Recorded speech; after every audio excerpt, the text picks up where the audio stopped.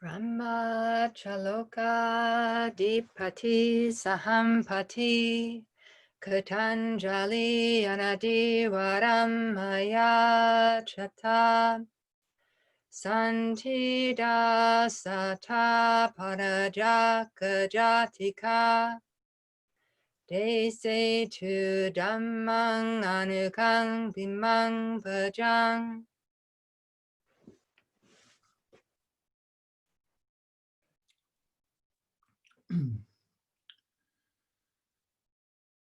Namo tassa bhagavato arahato samma sambuddhassa. Namo tassa bhagavato arahato samma sambuddhassa. Namo tassa bhagavato arahato samma sambuddhassa. Buddhang dhammang sanghang namasami.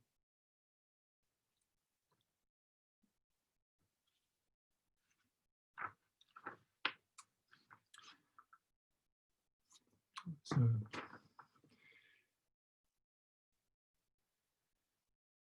time to remember the human condition, common human condition, Dhamma, law.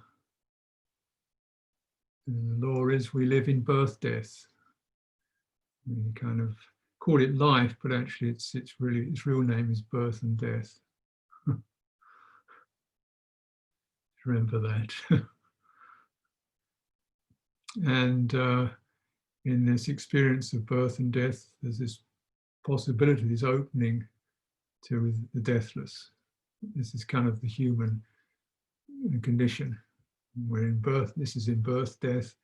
There's a possibility for entering into the deathless. And the Buddha says this is through seeing it, the world as it really is, life as it really is, experience as it really is.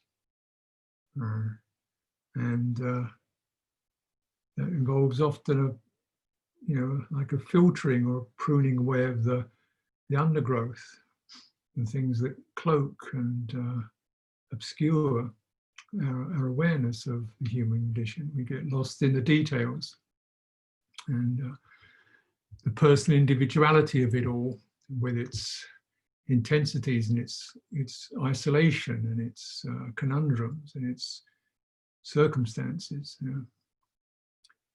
So I'm looking at some of these suttas, and I was looking at one of the sayings, the series of sayings of the elder nuns, the Arahant nuns and the Arahant monks, called the Arahant nuns, is the Teris. There's a collection called the Teri Gata. And in these verses, they're all gathas, which are like verses. Some of these nuns describe their insight to experience, what they've come through, or what they've realized. This one is the second suttas of the sixes. So this means there's 6 verses in it. This is from called Vaseti. Vaseti, the mad woman. This is her story in brief. Overwhelmed with grief for my son, naked, demented, my hair disheveled, my mind deranged, I went about here and there, living along the side of the road, in cemeteries and heaps of trash, for 3 full years, afflicted with hunger and thirst. Then I saw the one well gone. This is the Tathagata, the Buddha, gone to the city of Mithila, tamer of those untamed, self-awakened, with nothing to fear from anything, anywhere. Regaining my mind, paying him homage, I sat myself down. He, Gautama, out of empathy, taught me the Dhamma. Hearing his Dhamma, I went forth into homelessness. Applying myself to the teacher's words, I realized the state of auspicious bliss. All griefs have been cut off, abandoned, brought to this end, for I've comprehended the grounds from which grief comes into play. So that's a very brief outline of her story. These are raw times, you can imagine. And when we look in the suttas, or you don't get very far before you hear some of these corpses, seeing a maggot-eaten corpse, a corpse chewed by crows. The monks are dragging cloths off these corpses to wear.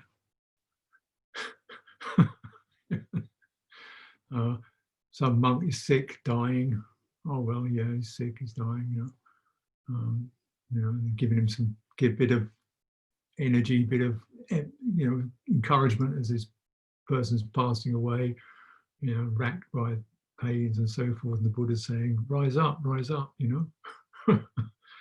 These are raw times, and not just for the monks, but also for the whole society. Kings, brutal kings,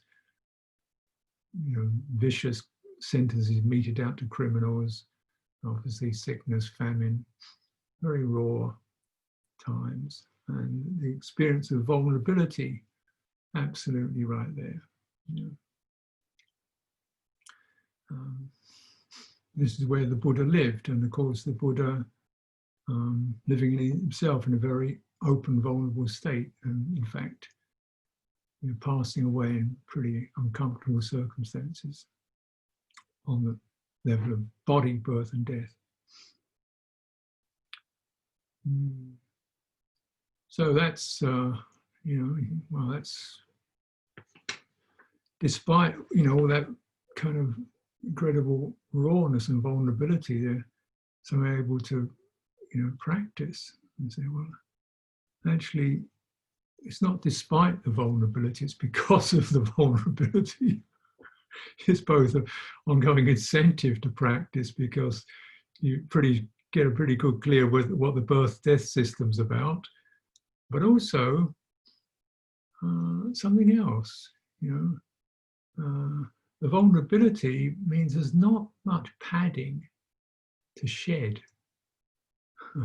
There's not much, not many places to go to, avoid.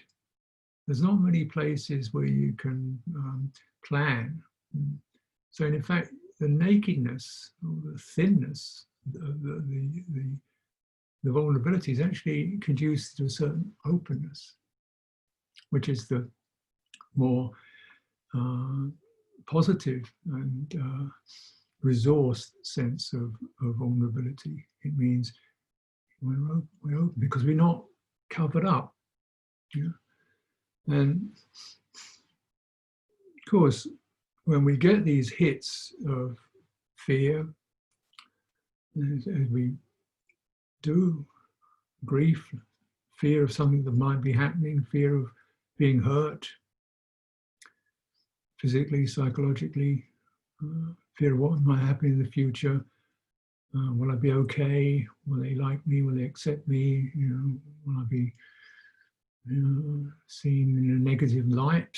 We can create a lot of fear around that, anxiety, and grief over what happened, passions, rage, we get infuriated, all this. We lose our mind in these. We seemingly have got a mind, we're still able to function, but we've lost it. We're actually in these flooding experiences, and they're pretty primary. Has anybody not had grief and fear and rage? And what happens is that when these wrenching experiences happen to us. This woman's lost her son.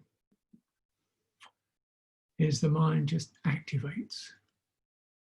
You know, and its activations get so congested because they can't find a result. You can't say, well, bring him back, you know, I'll do this, I'll make something happen and he'll come back, you know. I'll do this and I'll feel secure. I'll get one of these and I'll feel comfortable. Can't do it. So it just bounces up against this and it gets more and more tangled and panicking. And as we can see, as people this day and age crack up, because they're getting these signals of activation that can't activate, can't complete themselves. We can't resolve the sorrow or the fear or whatever. So the mind begins to overload and then things go crazy. And in this case, deranged.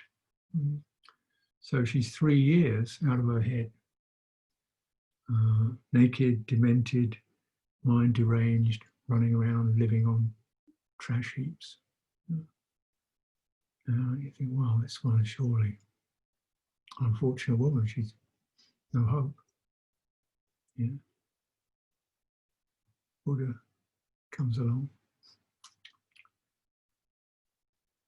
Well, that's what happened. What happened for her?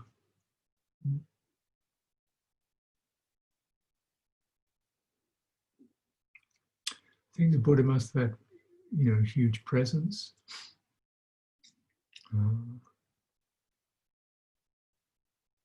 But this isn't the only one of these stories. Another occasion he says, stop, remember where you are. It's just that, remember where you are. Stop, remember where you are. Actually directly, kind, sympathetic, not stop feeling that way, but remember where you are. And just that sense of a presence, reaching in and steadying, out of concern, out of empathy.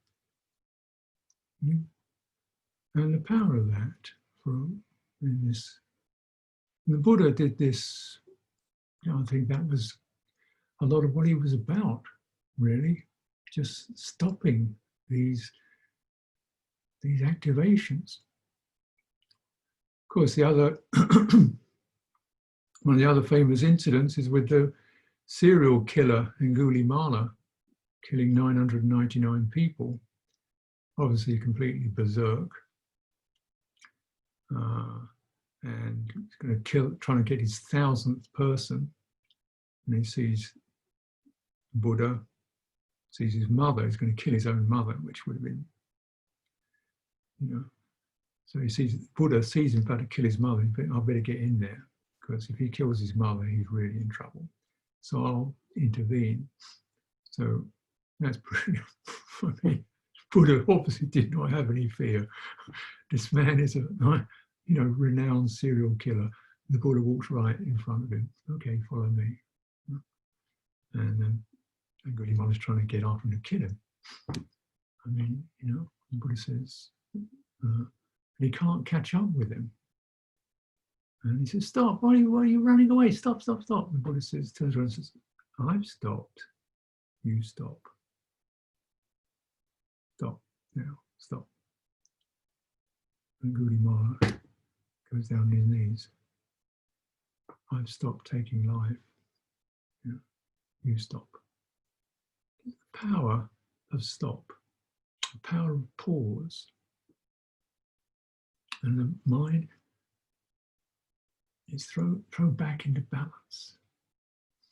Then ready to hear the Dhamma.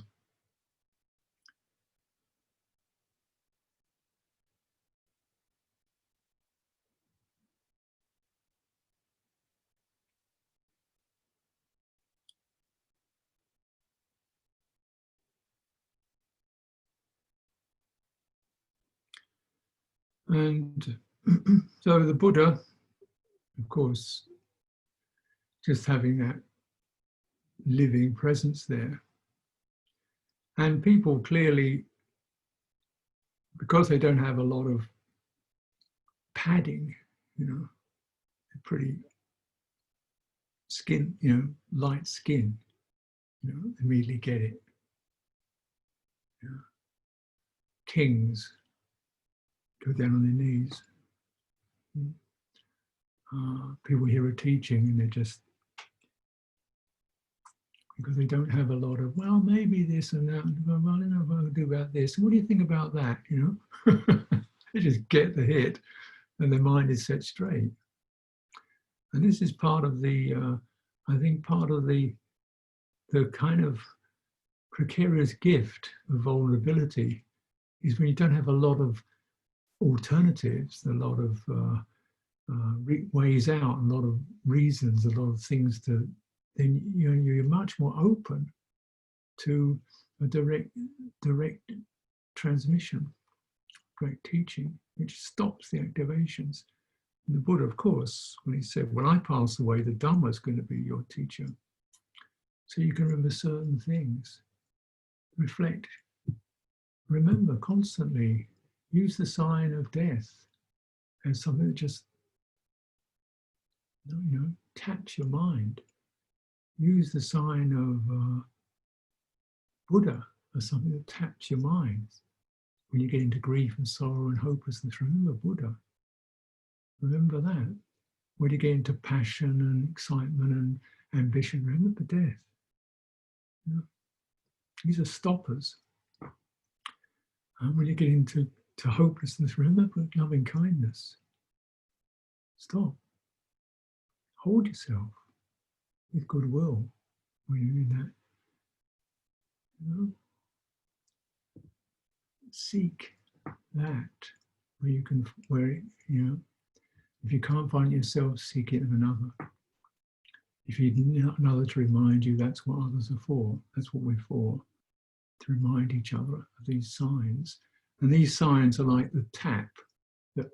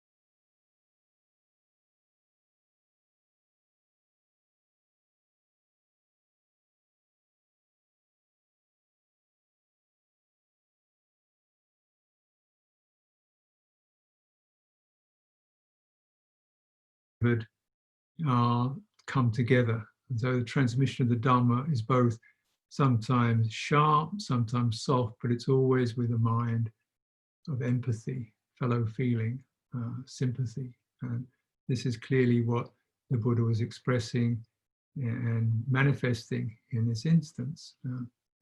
And the result of that is that from that activated state where this person's in deranged state, the mind comes upright. And the first sign that arises is a quality called sattha, which is translated as faith. Faith means essentially the heart, which has been in a very sort of contracted, activated state, opens.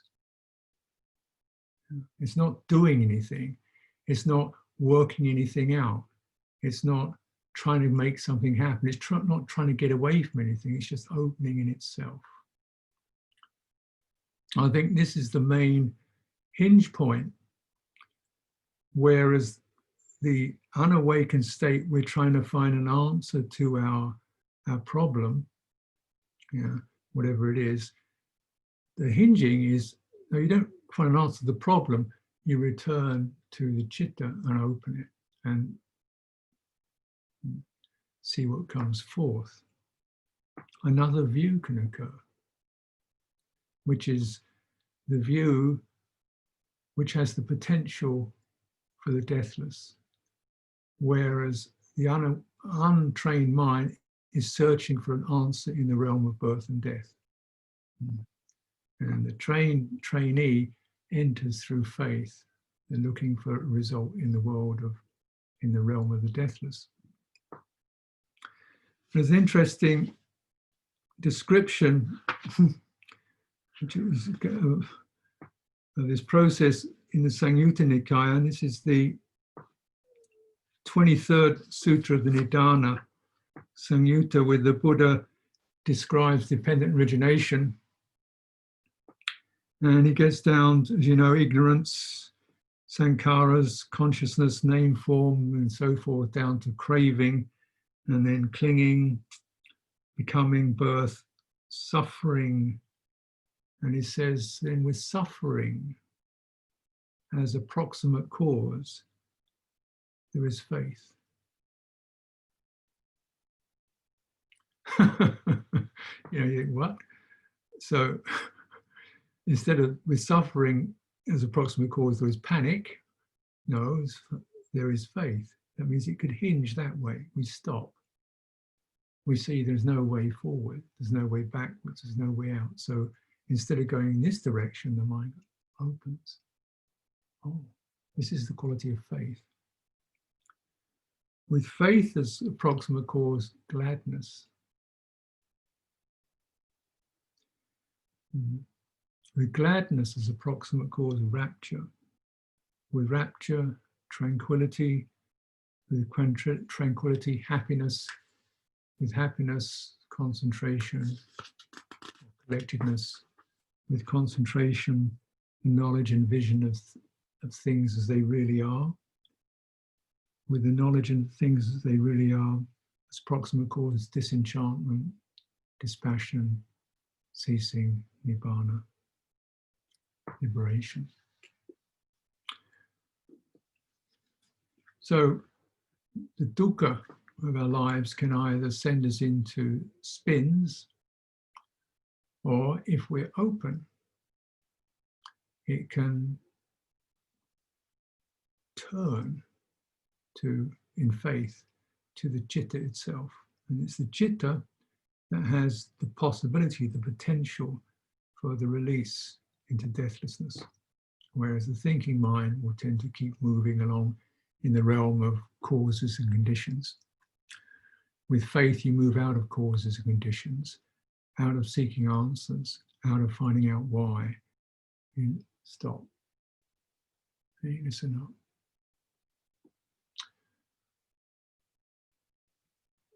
This is the stopper, the stopping point. And some of you may know, certainly I've had a few near-death experiences, and one that is accounted as when I was being attacked by bandits in Bihar with axes, who were about to knock my head off with an axe. And I didn't have any preparation on this. Well, I guess I have been preparing in some ways, because I live in the realm of birth. I know I'm living in birth, death. and death is, is right there. Yeah. So it looks like it's coming with an axe. So what do you do? Well, this time, this is an irrational decision. Then you look after the chitta. This is the only thing that can escape. And fear is the thing that chokes the chitta. And grief is the thing that clouds the chitta. And rage is the thing that turns the chitta upside down. There's no point. This is not the time to start getting angry and get violent. This is not time to start weeping and wailing. This is not the time to get frozen with fear. This is the time to open the chitta and just say, okay, we go. I take my faith with me. Yeah? This is what, I take my faith with me. We go. I go in faith. I live in faith. And clearly it kind of worked, as you can see. Still there. Yeah. Now, of course, this is not saying you live recklessly, like just being silly about what you're doing, but there's things you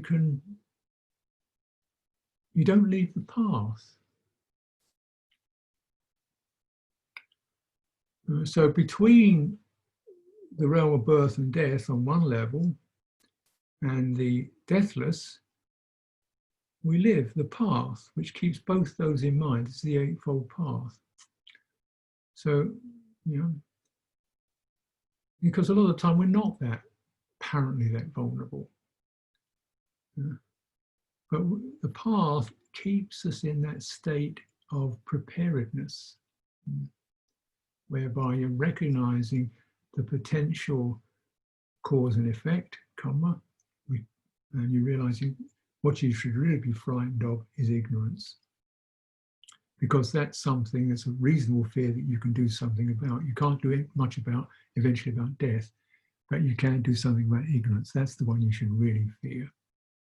Yeah. And this ignorance activates. From ignorance arises sankhara, vichapachaya sankhara. They infect consciousness, then you're right in it all. So at that point, you wake up and open up. Listen, be attentive, be alert, know what you can turn to.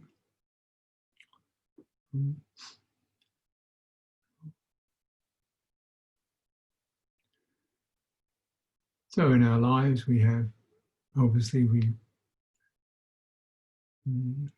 we're looking after this form out of sympathy. We move with a mind of goodwill. You should always, in terms of your actions, leading with this sense of empathy, sympathy, move with a mind of goodwill. What you do, you try to bring your goodwill with you. Don't move from a mind of fear, desperation, panic. Move with a mind of goodwill. Because at that point of faith, you begin to see there's a possibility to turn the life message so that instead of, well, what I don't know I should be frightened of, that's the vulnerable mind. The open mind says, what I don't know could be a blessing. It could be that the person I'm worrying about could be a joy. The occasion I'm planning and thinking, well, I'd be good enough for could be welcoming. But if I don't clear my ignorance, I'll carry my fear and grief with me. If I clear my ignorance, then there's a possibility of seeing the grief. I was blessed. Someone entered my life for 5 years, 1 year, 10 years, 50 years, 20 years. What more could I ask for? I have no control over the world of birth and death. So we feel a sense of gratitude. We feel a sense of compassion. We feel a sense of faith, and we follow the teacher. Therefore, our lives can live with one foot in the world of birth and death, you know, carrying this body along and doing what we need to do, and with our eyes clear. And this is the a nice little, very simple result of this cultivation of vulnerability, openness. This is Devada's asking, well, why are these people who live so simply and so vulnerably living in the forest, you know, with not much to look after them, not much, you know, not much protection? Why they look so bright and cheerful? And the Buddha said, they do not sorrow over the past, nor do they hanker for the future. They maintain themselves with what arises in the present. Therefore, their faces are serene and radiant. Through a hankering for the future, through sorrowing over the past, the unguided mind dries up and withers away like a green reed cut down. Yeah. So even when there's actually no right now threat, danger, just through soaring over the past, hankering for the future, we don't rest, balance in the present, because of that fear of vulnerability, which sends the mind into these very compulsive activations. And when this stuff happens, as we get touched by loss and, you know, don't want to be blamed and so forth, you get touched by that and the mind starts to quiver.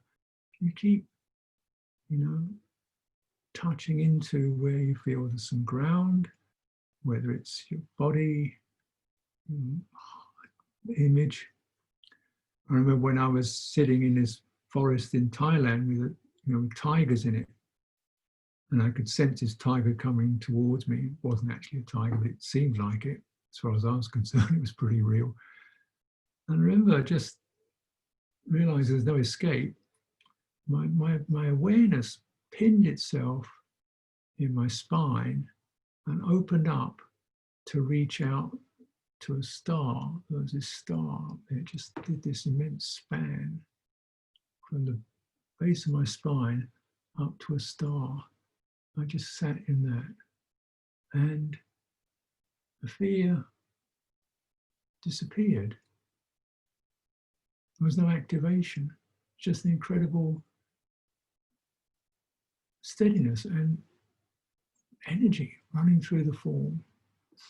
Yeah. And this is how this, because of no escape.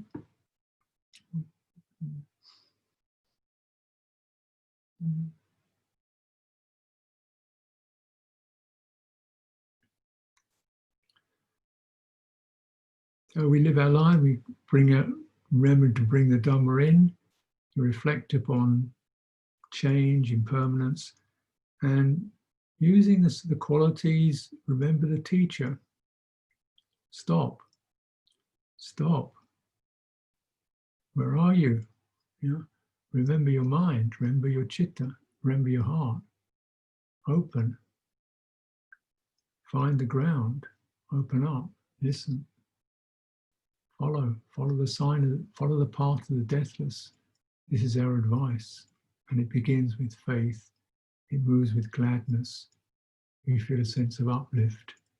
And that's the sign that you should follow.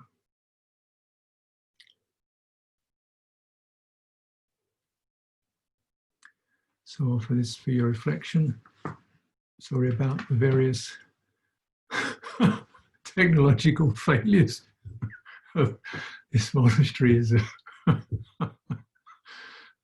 It's wild. This is the jungle.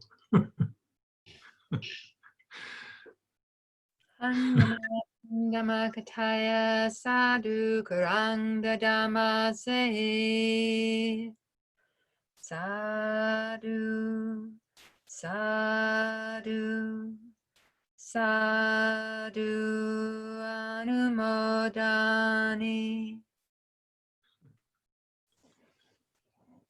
So let's just take some time to let any of that settle in. I hope you got most of it.